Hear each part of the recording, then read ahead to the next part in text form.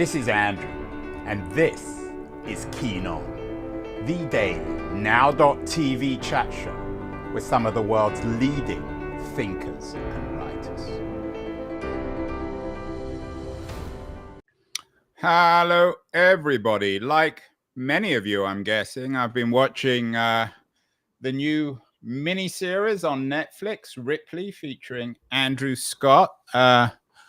I'm not sure what I think of it. The production values are incredibly high. The acting is of very high quality. I think I'd rather be in a movie theater, but maybe I'm just an old fuddy-duddy on that front. One of the things that intrigues me about Netflix's Ripley is the business model. Clearly, it must have cost an enormous amount of money to produce, getting Scott, enormously sophisticated camera work and other acting, but I'm not sure how many new Netflix subscribers it generates. My guest today might be able to answer some of those questions. Daniel Bessner is an intellectual historian at the University of Washington, and he has the cover story on this month's Harper's Magazine, The Life and Death of Hollywood. Film and television writers face an existential crisis. If I had $1 for every time one crisis or another, Daniel, in America was called existential, I wouldn't need to be doing this podcast. Tell me more about Scott's Ripley. I mean, how does it work? You spent a year on this story, so you're familiar with these business models. What's going on here? Sure. I actually haven't watched the Ripley show yet, but I'm a fan of the movie. And I wouldn't necessarily advise it. I'm not sure if it's particularly good, but that's another matter. Andrew Scott's good. Exactly. Well, that's why I was watching it. People seem to like it. I, in the sense of how it works, I mean, Netflix is kind of in a different category than the other streamers. Netflix is by far the most successful streamer. It is profitable and quite profitable, and effectively, to some degree, not totally, its monopoly play was successful. But I think you basically laid out the long and short of it. At least for most of Netflix's history, the idea was that you would do interesting, oftentimes splashy shows, with a bunch of other shows, one might add, that weren't as interesting and weren't as splashy, as a means to increase your subscriber base, because the gamble that Netflix and later other streamers made was that increasing one's subscriber base, first in the United States and abroad, would be the means to effectively turn a streaming service into, the goal being, of course, Amazon or, an Uber or a Lyft, where everyone would go to stream their product. But very interestingly, just in the last few days, Netflix has announced that it's no longer going to focus on subscribers, but it's going to focus on profit. So apropos of my piece, I think my piece really appeared at a fortuitous time, because it's kind of the end of a particular historical period in Hollywood, the so-called streaming wars.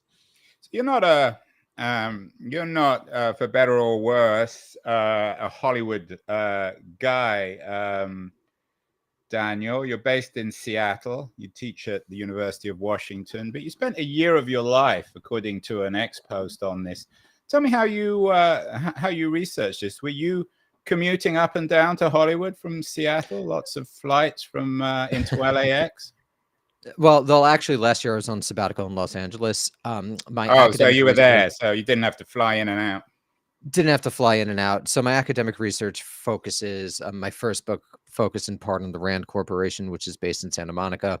And my current research focuses on the early military industrial complex, when it came to airplanes, most of which was headquartered in Los Angeles. So I was there doing research for that project. And, when you're in LA, you bump up against Hollywood, you bump up against fellow writers. And when I was there, the strike was going on. Of course. Actually, the strike happened toward the end of my sabbatical year. This is the writer's strike, of course. Yes, the writer's strike, which was followed by the SAG-AFTRA strike. The writer's strike began on May 2nd, 2023. It was called on May 1st, May Day. So I was there, and, I have a bunch of friends who are writers. I became closer and closer with them, done some writing myself in various fields. Ultimately, I consider myself a writer more than an academic. And in terms of academics, I have long been interested in intellectuals, and writers are a species of intellectuals. And the social role of the intellectual in the 20th century is probably my primary focus. So it's actually not as distant as it might appear if someone was familiar with my work. Not that anyone should be. So yeah, so I did many interviews somewhere in the late 30s with film executives, writers, other scholars, to try to place the recent political economy of Hollywood in a much longer term context than is usually done. The piece begins in the 20s, even if most of it focuses from the period from the 1980s onward. So that's basically how it came together. Yeah, the themes that you cover in the piece, it's an excellent piece, I thought. Thank you. On winner take all economy, monopolization, control from above, disempowerment of creatives. I mean, it works on lots of different economic models. It's certainly the Silicon model, the Silicon Valley model. But before we get to that, so what was it like meeting with studio executives? Are they as obnoxious as we often think? Did they chomp on cigars while you No, were sitting? I mean, that studio executive doesn't exist anymore. Hollywood, like the rest of the creative economy, has been totally professionalized. Everyone there has a college degree, sometimes an advanced degree, Can't you and be they're professional and still chomp on a cigar? there's unfortunately, at least in my experience, much less much less cigar chomping than there would have been like by a Louis B. Mayer in the 1930s or a Jack Warner. It's professionalized. It's not that sort of garment industry vibe that it had for much of its 20th century history, like the rest of the political economy of the United States. And like journalism, like academia, like other fields, these are professionals, many of whom, again, have MBAs even. So they're executives, like you can imagine, thoughtful, very smart, especially because the people who go into Hollywood usually love movies and TV because honestly, it's not that great a business. If you really wanted to just make money, you would go into finance or management consulting, even though McKinsey's now firing everyone as well. I like all the executives. They're pretty good people and they're pretty sincere people, and I think most of them don't really love the political economy that they're in right now because frankly, a lot of them are going to get fired. It's not like this is even though the piece focused on writers, the broad contraction in Hollywood is going to result in an enormous number of people on the business side getting laid off, and they're not going to be able to remain in Hollywood. They're going to have to go into other So careers, they're or they're not like basically the dinosaurs who were surprised by the meteor. These people expect it. They know that in the end they're dead in the long run, as in Keynes the long run, famously we're all said. dead. John Maynard Keynes. Yeah, I don't know. I mean, like Harvey Weinstein, I think who you're referring to is just like a very different generation of the people who actually run Hollywood today. Yeah, Even hopefully, yeah, though right. yeah, even though like the rest of the economy, I would imagine I haven't done enough research on this, but I imagine like the highest order of executives, they're a gerontocracy. You know, how old is someone like Bob Iger? I don't know. I imagine he's at least in his late 70s, 73. So he's in his early 70s. It's pretty old to be running a mega corporation. And so I imagine that's relatively true, although I don't know. But no, the executives I spoke to were not um, surprised. They were not sanguine about their industry, and it's a depressing place to work because it's so obvious what's going on, and it feels like the rest of the American political economy, you can't do anything about it. So what my friend Karl Marx predicted has come true. The Yeah, system is I was running. gonna bring up your friend Karl Marx.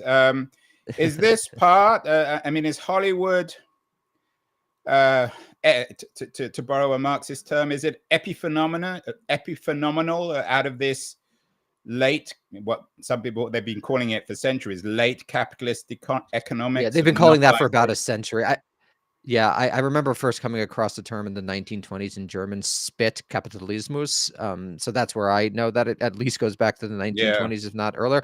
I don't think we're in late capitalism. I think we're just in unregulated capitalism. And I think precisely what Marx predicted has come true, which is that the system, if it wasn't basically controlled by humans, it would start functioning almost independently. The way that I kind of jokingly put it is that Skynet has become self-aware. So it seems like there's no way that we could control capitalism. It appears totally natural. What Mark Fisher called capitalist realism. And I think this actually explains a lot of social pathology. I mean, why do all the billionaires want to go to space? It's because even at their level of power, they're not even able to shape the system. So I think Hollywood, one of the reasons that I was interested in the piece itself, I of course wanted to learn about the industry. But another reason is that I think it's a microcosm of what's going on in the entire political economy, particularly in creative fields like journalism and to some extent academia, even though academia is less affected directly by asset management companies, private equity firms, and hedge funds. There is a shaping there.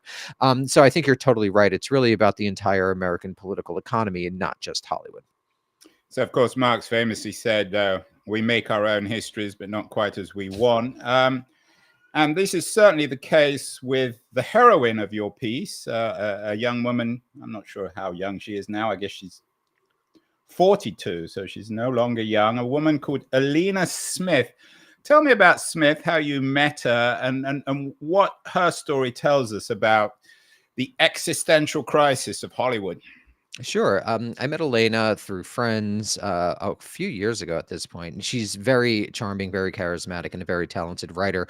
She was a playwright who came to Hollywood during the kind of beginning to middle period of prestige television. She worked on a couple of shows. I believe she worked on The Newsroom by Aaron Sorkin, and she worked on The Affair. And I believe one of her friends from Yale, if I'm getting this correct, I believe her name was Sarah Treem, but apologies if I got that wrong, helped get her into the room of The Affair. And then she was given her own show to do a show about Emily Dickinson. And it's really paradigmatic of this Yeah, it's moment. called Dickinson. Called Just Dickinson. Yeah, Yeah, and and we'll it's a get good to show. Dickinson in a minute. But hadn't Alina Smith done her history? Hadn't she read about the Fitzgeralds who Oh, went you to mean like Hollywood the and the sold the, their the soul? playwrights? Had she done a history of all the money the writers who had previously come to Hollywood have made? I mean, there's that famous letter from Herb Mankiewicz to his friend Ben. I forget the name, Ben Freeman, something like that. But basically saying, come out to Hollywood. You could get, I think it was $250, $400. I haven't done the research in a couple of, it's a couple months. You file a piece and then it's out. But a fair bit of money for the 1920s. Come out to Hollywood. Everyone here is a moron, and you'll basically get paid a lot of money. I don't think Elena or I think that anyone's a moron. This is when Hollywood was a much more inchoate industry. But yeah, I mean, Hollywood's great if you're a writer, particularly during the era of prestige But TV, when because not. I mean, we all know, or I assume, that when you get into bed with Hollywood, there are going to be consequences. So when Of Alina course. Smith Yeah. gave up her career writing theater in New York and came out to Hollywood, she couldn't have expecting the streets to be paved with gold, was she? No, of course not. She's I know her. She's very smart and not naive at all, and quite realistic about the situation. Absolutely. I mean, that's absolutely correct. But I think that particular norms, particular cultures had developed over the course of Hollywood history that essentially just devalues labor, devalues creative work. I mean, one side of if you just look at it purely macroeconomically, one side of the business is hyper organized, the capital side, and even though the other side of the business have unions, everyone's essentially an independent contractor. So in that situation, obviously power is going to accrue to the business side, and it's not surprising that the business has far more power than So, than so with individual uh, creatives. so with Alina Smith, again to borrow some famous words from Marx, was history just repeating itself? I mean, generation after generation of creatives have come to Hollywood being promised huge wealth, huge creative power, and the story has always ended badly. It's never had a Hollywood ending. Is it any surprise that the Alina Smith story ended sadly? And we'll talk about how it I ended, mean, but I don't know. what's different about this? I'm not sure the surprise. I would frame it as surprise, but like any historical any historical phenomenon, there's continuities and changes, right? So, like you said, there are continuities. People coming out to Hollywood, not being so satisfied with the system and getting frustrated with it, and then continuing on in the system or leaving. But there's also changes because I just think that financialization and conglomeration were just not that is an artifact. Conglomerations an artifact of the 1980s and really the 1990s and beyond, and financializations an artifact of the post 2008 period, and those create different incentives and different structures, and so that is the big change.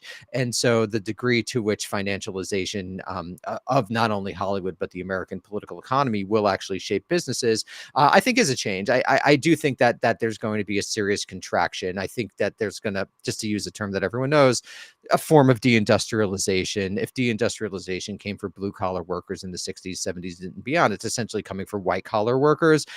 Again, in Hollywood, but also I think it's coming for lawyers. I think it's coming for the ad industry. I think it's coming for the marketing industry. I think it's coming for first the people who majored in the humanities and then went into professions, and it'll eventually come for the people who majored in STEM. But it's also coming for them. I mean, do you realize you don't hear people say learn to code? That's because a lot of code any longer. That's because a lot of coding has been automated, and it'll be further automated by artificial intelligence. So we're coming to a large crisis point in the political economy as a whole, where you're going to need fewer and fewer workers, fewer and fewer Yeah, laborers you working wrote for less and less last, time. and I'm going to get to this after the break. You asked in a piece you wrote for Harper's, I think it was Another last year. Harper's cover story. Yeah, what comes after the American century, and maybe it's the AI century, but we'll get to that. But before we do, I want to get to the break in a minute.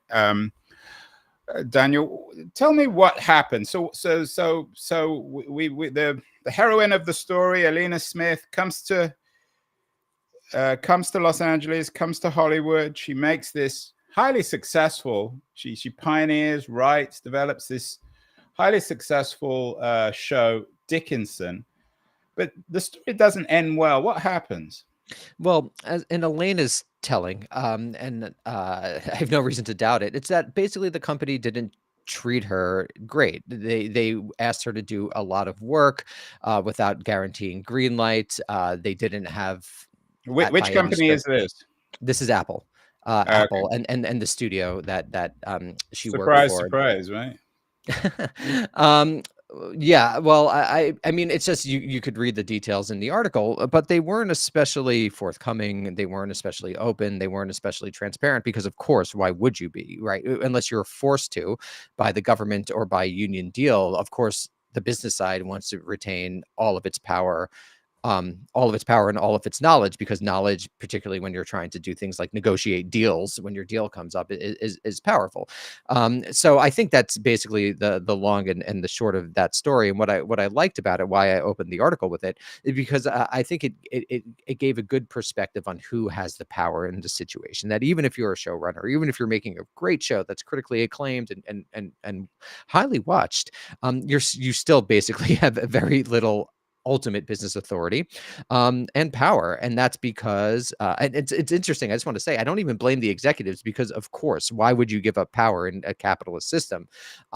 They need to be regulated, or they need to make, or the WGA needs to advocate for a particular situation with regarding data transparency. But I think that incident really showed the divergence of power between creatives and the business class. Some people might read the piece. As I said, I thought it was a very good piece. It wasn't entirely clear what happened with Alina Smith, but Apple understandably wanted to work really hard, and she worked harder and harder. And in the end, she quit. She had lots of alternatives. She could have just done her own startup. She could have found, couldn't she have found alternative support? I guess she'd lost the IP on Dickinson. Well, Elena's doing fine. I mean, anyone could do something different. I mean, I don't understand that. Like she could have become a lawyer or a management consultant. I mean, she wanted to work in Hollywood. But my point is that she quit because she didn't like Apple as an employer, right? Basically. Well, I think she found it too stressful to work under not great working conditions for years and years, as any worker. I mean, I don't blame workers for that. But she was very well paid. Was she? I'm not going to comment on her. Well, you imply in the piece that she was. I mean, you could look at showrunner. You could look at writer minimums. They're well done. But so is the idea being, if you're well paid, you shouldn't be treated well? I didn't say that. Maybe I mean, this is like the argument. Okay, so people are well paid. We can find an Apple exec to argue that. I mean, we need the Apple case on this, but I don't want to get stuck with that. Let's take a break. But again, I wouldn't blame I mean, they're just being capitalists. Like that's what capitalists do. But again, Daniel, to come back to the question I asked earlier, is this really that different from the various struggles between writers and studios? No, I mean, the Mankiewicz the difference is reveals that.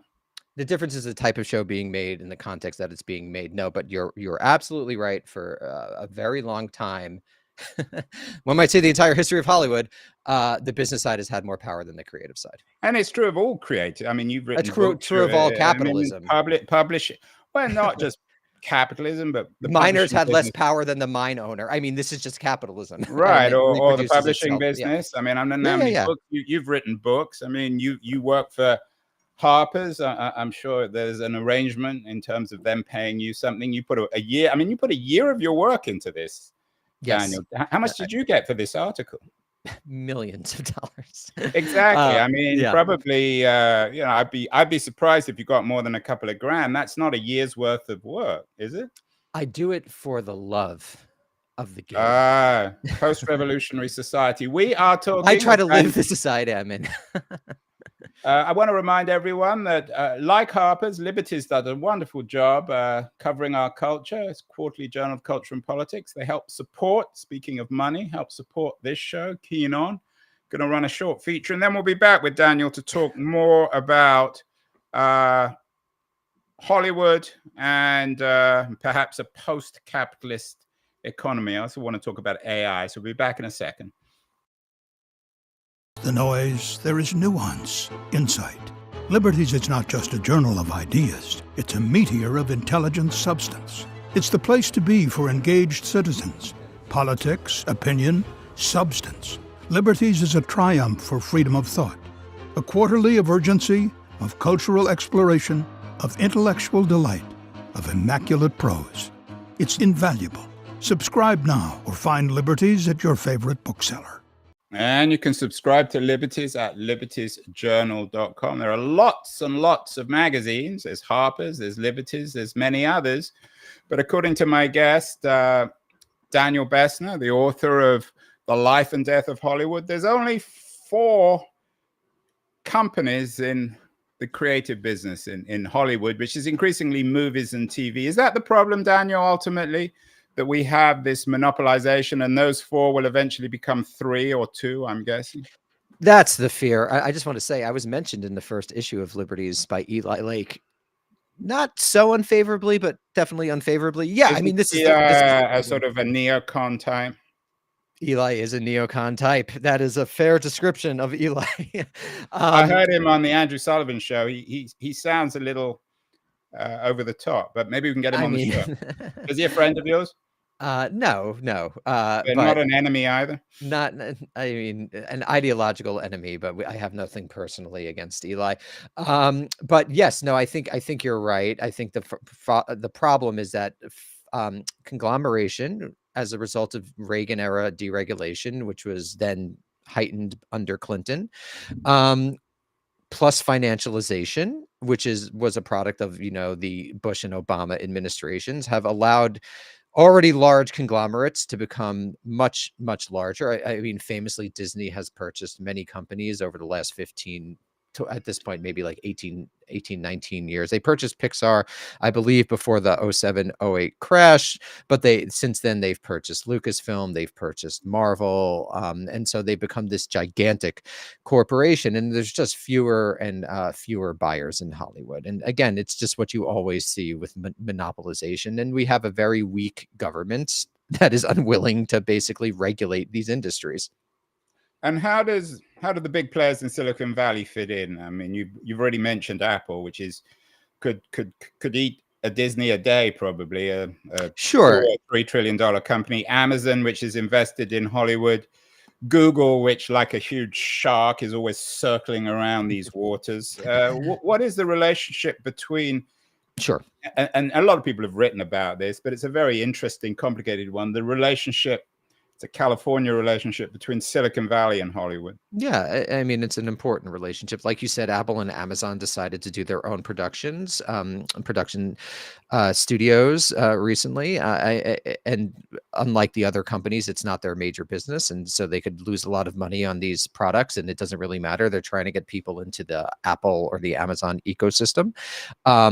And probably, though, the most important element of tech in Hollywood is the idea that Netflix presented itself as a tech company, that it was going to, again, make the monopoly play for an Uber or like an Uber or an Amazon, and that it was able to attract an enormous amount of Wall Street interest and investment due to that very reason. And I don't think Netflix really isn't a tech company. It's just kind of a traditional media company operating in a new sphere. And I mean, you got to hand it to Netflix. They were incredibly successful far more successful than any of the other streamers. And to some degree, not totally, because I don't think you can have the same sort of monopoly play in Hollywood that you can have in, let's say, the taxi industry, which is a duopoly like FedEx and UPS is for shipping, or like Amazon is effectively a monopoly right now, though it competes with Walmart to some degree. You can't really have that sort of monopoly in Hollywood for a variety of reasons, but Netflix has been like incredibly successful. But it came, once every other studio and company tried to copy them, it came at the cost of an incredibly successful cable business, which was just like basically an almost socialist business where profits were to some degree distributed, that were made by carriage fees and ad sales and and subscription benefited the fees, blah, post blah, blah. office as well, the old industries. And that you're Yeah. right, on Netflix, it's a very interesting company. No one's ever really written a book about Netflix as a kind of weird model, as an alternative model. It's not. It's just a media company that basically tricked. But it's a media company that has continually sort of jumped the shark, so to speak, eluded these big fish. I mean, it's amazing. I mean, one of the things I think the other studios and streamers were quite naive, because the history of Hollywood is littered with basically other companies that tried to disrupt the business and failed. Netflix did it. Netflix really disrupted the business, and it won in a serious way. And so there's true capitalist business genius there. There are so many failures in Hollywood history, and it wasn't a failure. It was a mega success, and it totally changed the entire. Right, and we're all on Netflix. It's still an amazing deal, even if they've tightened up on who has access to different people's accounts. What is it, $10, $15, $20 all you can eat? Daniel, in all the doom and gloom and about Hollywood and this supposedly existential crisis, I mean, in all seriousness, the consumer's doing pretty well. I mean, we get to watch as many Ripleys and Dickinsons as we want. So, I don't know about that. I actually disagree with that. Golden age of television. I want to disagree with that. There are two separate points there. I want to disagree with that. I actually think that it's really important to have mediating figures and mediating institutions. Like, you probably grew up in the age of like the record store, right? Where you would go to a record store. Are you ageifying me, Daniel? I would never do that. But you probably grew up. I have been into a vinyl record store. You have been into a vinyl record store, and there were record store people. They've been reinvented. There's been a renaissance or a rebirth. There has been quite nice. I really think that that there's an important mediating cultural institutions and mediating cultural people. If you think about the prototypical 80s and 90s video store or record store, where there would be people who were really passionate about something and they would get people into new types of art, that was good for the consumer, but also for those people themselves, because not everyone's going to be a successful director, but someone could kind of serve a really important cultural function. Those businesses, except for record stores, which have made a small renaissance recently, have basically gone away. So you've lost these mediating figures and these mediating institutions. So essentially now we have a shotgun shell approach to culture, where Netflix dumps things. Your algorithm, which is personally geared towards you, shows you what you might like. And so the algorithm is kind of functioning like a record store person, but it's not human. So there's going to be things, at least I think philosophically, almost ontologically, missed there. So I don't think the consumer always benefits. And then there's always the problem of choice fatigue, where there's just so much stuff that it's very difficult to know what to actually watch. So you wound up being put into these silos that actually might not be so great for the consumer, at least in my opinion. And there was a second part to your question, which I also disagreed with, but would you mind repeating it? I can't remember what it was. Yeah, I have to say, too much choice when it comes to good quality movies or television is not, it shouldn't be a problem. I mean, aren't we all adult enough to think through the silos and the algorithms? No, I don't think that's how human beings work. No, I don't think that's correct. I mean, I don't think that's right. I think people oftentimes find it difficult to make adventurous choices, particularly when there's not a human element there. And I mean, choice fatigue is just a thing. I mean, I just disagree, but good people can disagree about this. We can. So I forgot the other question. Let's move on. Since we've been talking Marx, let's talk Lenin. He famously asked, "What is to be done?" You end on a vaguely positive note about IP, but before we actually get there, talk about AI and why. I mean, you talk about the existential threat of monopoly Hollywood. Surely AI is the biggest threat of all, isn't it? I think the union made a really good gain, which is basically you can't credit AI. So that's pretty good. But I think AI, what it's going to effectively do when it comes to writing, and we could talk about writing, but and if you want to talk about other things, let's talk about that. But it's gonna get rid of stages of development, I think. So you're going to have, let's say, Netflix purchase an AI program that is going to train. Probably there'll be different AI programs for different genres. And it's going to be like, I want 25 ideas about a ghost story that would appeal to 18-year-olds, and they'll put in various parameters. And then the AI will spit out probably relatively mediocre to bad scripts. But what it will do, it will cut out that stage of development for writers. And those, so Netflix could, have what's called in Hollywood a bake-off. They'll be like, we have this idea about a ghost podcasting ghost, and we want to have 10 writers come in and pitch us ideas. And so the writers will pitch the ideas, and then Netflix will give them their AI script and be like, build off of that. So that will essentially cut the stage of development. And so it's just, again, it's coming for everyone, particularly in the professional writing fields. It's going to continue to get rid of stages of labor where people are paid.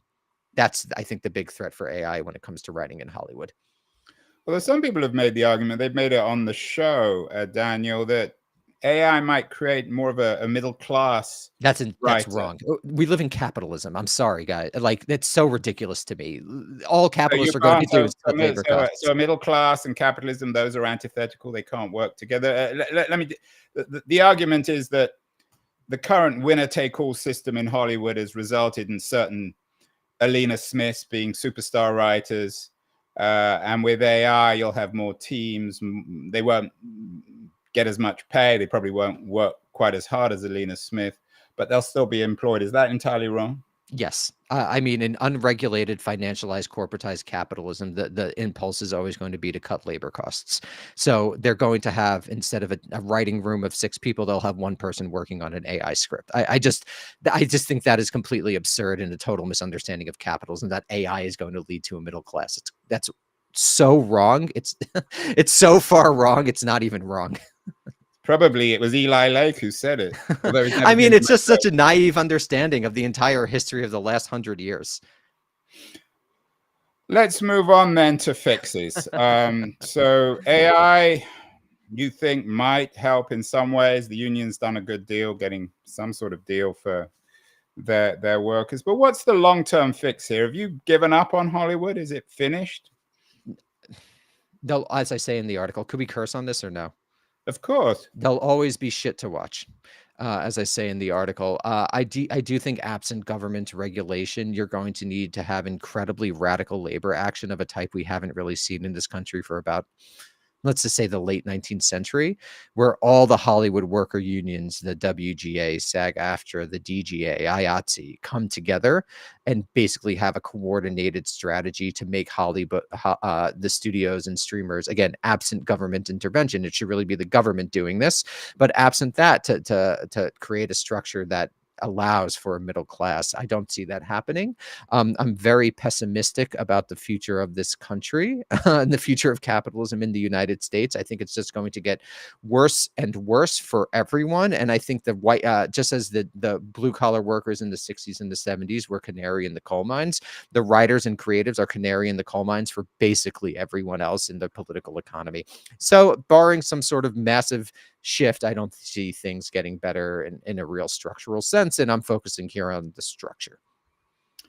As canary in the coal mines, the creatives, the Alina Smiths of the world, how should they be a warning to, you mentioned academics, lawyers, other professionals, other elites in the old capitalist technocracy of the 20th century? What's going to happen to them? Is their fate all that of Alina Smith?